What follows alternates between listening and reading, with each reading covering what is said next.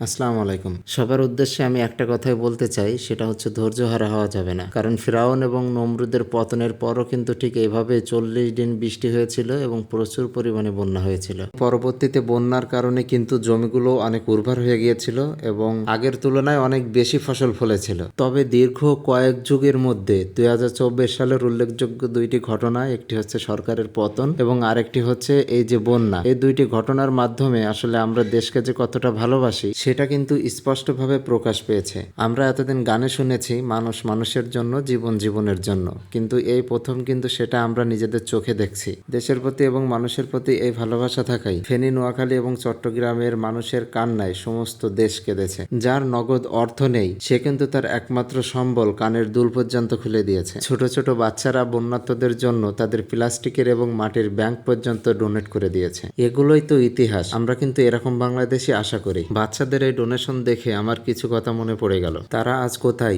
যারা করোনা মহামারীর সময় অসহায় মানুষদের জন্য বরাদ্দকৃত চাল, ডাল, তেল, আসবাবপত্র এবং বেডের নিচে লুকিয়ে রেখেছিল। আজ মানুষকে দেখে তাদের লজ্জা হওয়া উচিত। হাজার হাজার লক্ষ লক্ষ কোটি টাকা যারা আত্মসাৎ করেছে তাদের এই ভিডিওগুলো দেখে নিজ দায়িত্বে সুইসাইড করা উচিত। আজ শুধু নারী পুরুষ নয়, তৃতীয় লিঙ্গের যারা, অর্থাৎ হিজলা নামে আমরা যাদেরকে চিনি, তারাও আজকে মানুষের সেবায় নিয়োজিত। যারা দেশের বাইরে আছেন অর্থাৎ প্রবাসী, তারাও কিন্তু হিউজ পরিমাণ ডোনেশন করেছেন। একটা সময় কিন্তু আমরা সিনেমাতে দেখেছি দেশের জন্য, মানুষের জন্য ভিক্ষুকদের এগিয়ে আসতে, যেটা আমরা এখন বর্তমানে দেখছি। একবেলা এক মুঠো খাবার জন্য যারা মানুষের দ্বারে দ্বারে হাত পেতে বেড়ায়, তারাও আজকে বন্যার্তদের পাশে। নাওয়া খাওয়া বাদ দিয়ে আমরা আজ একে অন্যের জন্য কাজ করছি। রীতিমতো আমি বেশ কিছু ফুটেজ দেখে নিজের কান্না ধরে রাখতে পারিনি। আমি জানি আপনাদের মধ্যেও অনেকে আছেন যারা এই ফুটেজগুলো দেখে নিজেদের কান্না ধরে রাখতে পারেননি। মানে মানুষ কতটা অসহায় হলে সকালে চাল ডাল ভিজিয়ে রেখে সেটা সন্ধ্যাবেলায় পানি দিয়ে খেতে পারে, কতটা অসহায় হলে মানুষ পশু পাখির মতো গাছে ঠাঁই নিতে পারে। এগুলো আসলে সহ্য করার মতো নয়। আমরা সবাই সবার জন্য দোয়া করব।